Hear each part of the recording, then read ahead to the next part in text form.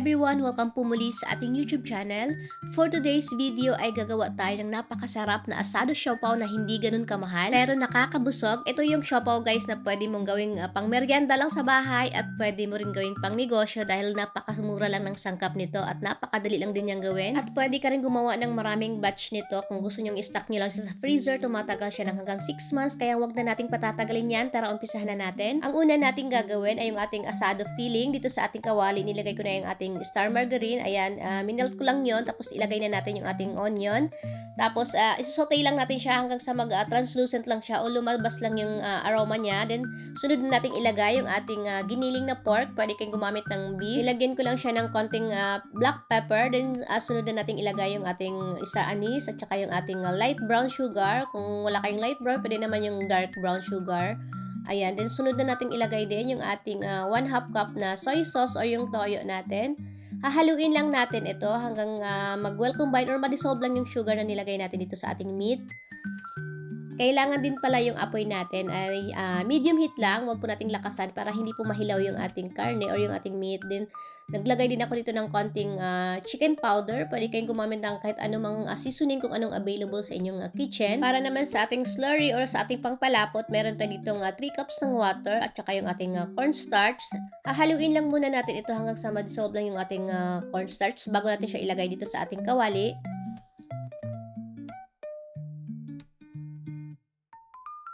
Then, continue lang yung pag-mix natin or yung paghalo natin hanggang sa lumapot na yung ating palaman or yung ating mixture. Then, kapag ganito na siya guys, nakikita nyo, lumapot na siya. Huwag nyo muna patayin yung stove nyo. Basta tuloy nyo pa rin yung paghalo para maluto pa yung meat natin. Ayan, continue pa rin yung paghalo natin ng mga 2 to 3 minutes para lutong-luto yung ating sauce. Kasi kapag hindi siya masyadong naluto, magtutubig yung ating pinaka-asado filling.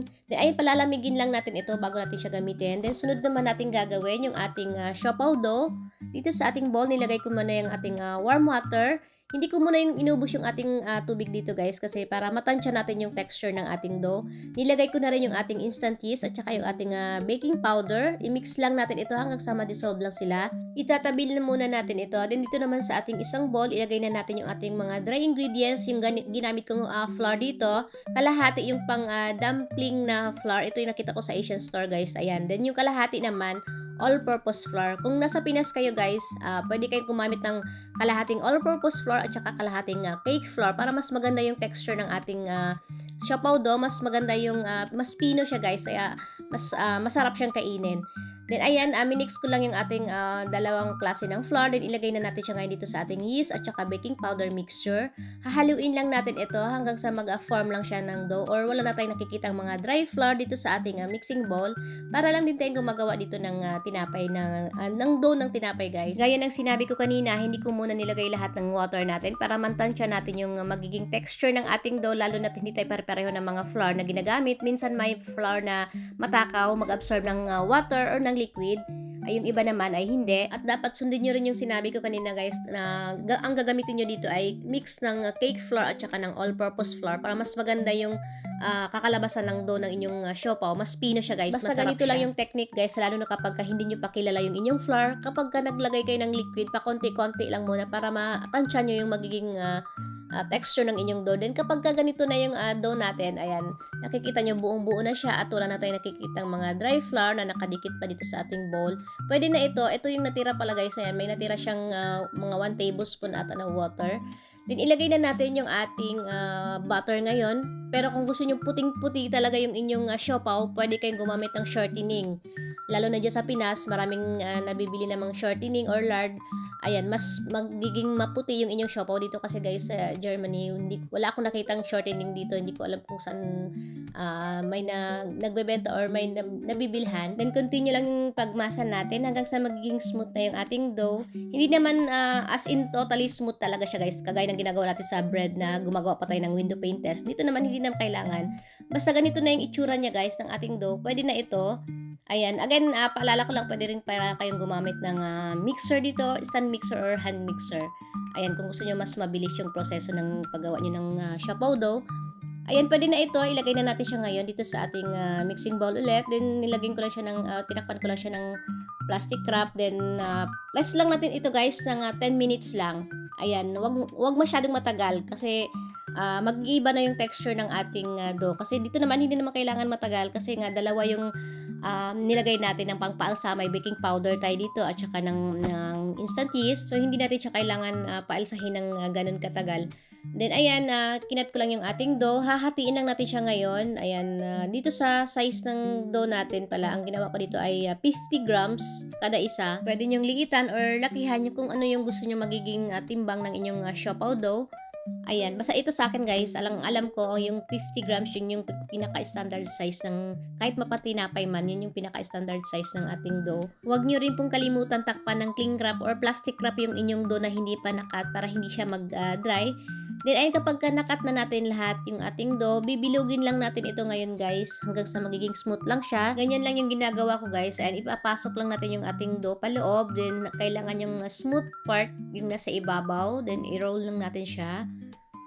Then ulitin lang natin tong procedure na ito dito sa lahat ng ating nakat na dough.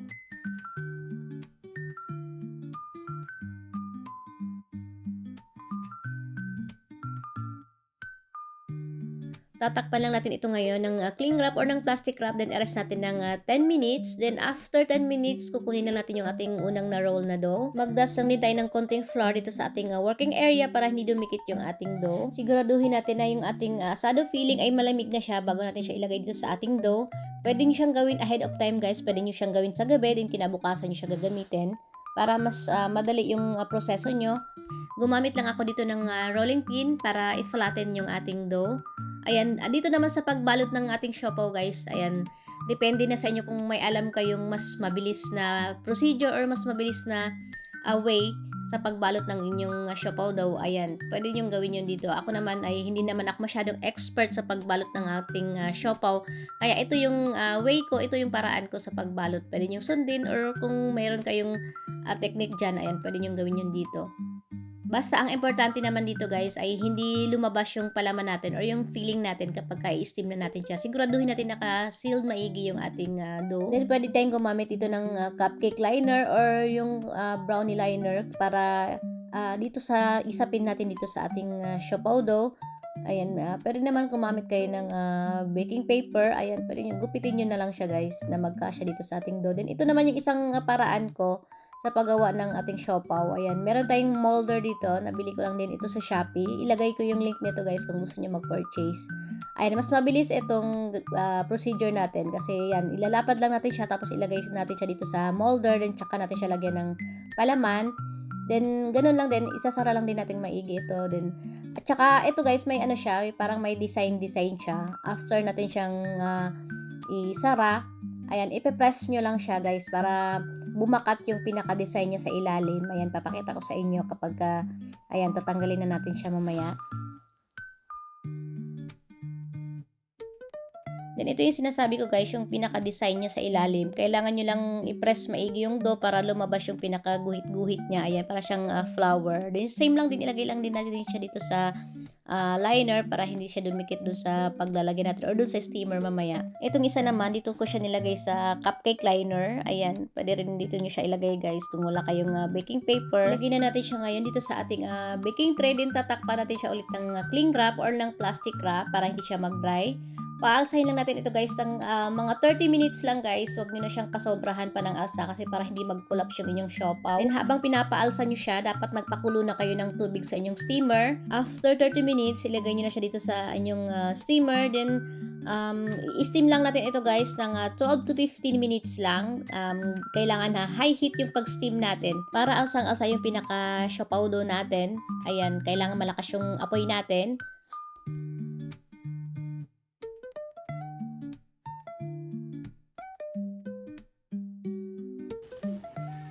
After 15 minutes, ilito na yung ating asado siopaw. Ayan na siya. Lilipat lang natin siya ngayon dito sa ating plate or sa ating tray.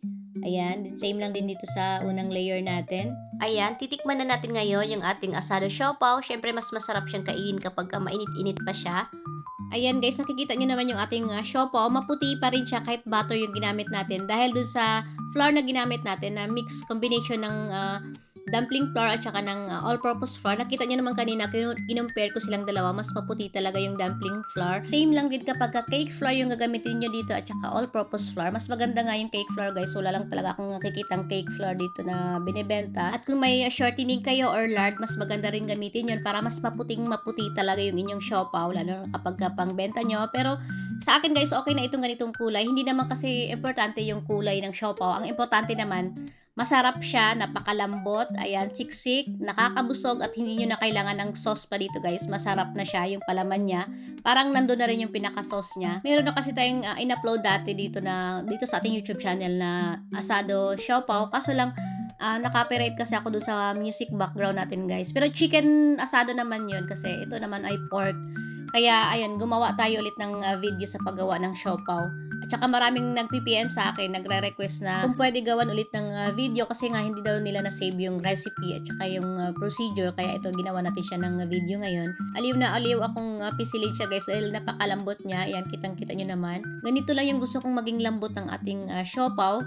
Ayan, yung sakto lang siya guys. Hindi siya yung masyadong parang medyo malata na siya sa sobrang lambot. Kasi pag yung nasobrahan sa proofing din kasi guys, ayan, nagko-collapse din yung ating siopaw. Ayan, gusto ko yung ganito lang yung texture niya. Ayan, siksik siya pero malambot pa rin. Pero kung gusto nyo mas malambot pa at medyo mas malaki pa yung inyong siopaw, pwede nyo naman i-extend yung inyong pagpaalsa o yung inyong proofing time guys. Pwede nyo gawing 40 or 45 minutes. Ganito naman yung pag-store natin ng ating siopaw. Ayan, kung gusto nyo na siyang i-stock lang sa freezer, tapos pwede kayo kumain anytime ng inyong siopaw, initin nyo lang siya sa microwave or sa steamer ulit. Iba-vacuum seal nyo lang siya guys para matanggal yung hangin sa loob. Bali dalawang method yung gagawin natin ngayon. Pwede nyo siyang gawin ganito. Ayan, tatanggalin nyo yung hangin sa loob. Tapos naka-sealed na rin siya. Then, pwede nyo na siyang ilagay agad sa freezer. Then, ito namang pangalawa. Ayan, ito naman ay isi-sealed lang natin ito. Hindi natin siya iba-vacuum. Ayan, pwede rin ganitong procedure yung gagawin nyo. Basta ang importante guys, after nyo siyang lutuin, kapag malamig na siya, ilagay nyo na siya agad sa plastic bag or iba-vacuum nyo na siya agad guys. Yun ay kung balak nyo siyang i-stock sa freezer. So, kailangan fresh talaga siya guys. Kailangan bagong luto. Tsaka nyo siya ilagay sa plastic bag para tumagal yung shelf life ng inyong siopaw. Hindi pwede yung na-expose na siya ng matagal sa counter nyo or halimbawa kinabukasan nyo na siya iba-vacuum seal. Hindi pwede yung ganun guys kasi maaaring na-contaminate na yon. So ayun lang for today's video. Maraming salamat po sa inyong panonood.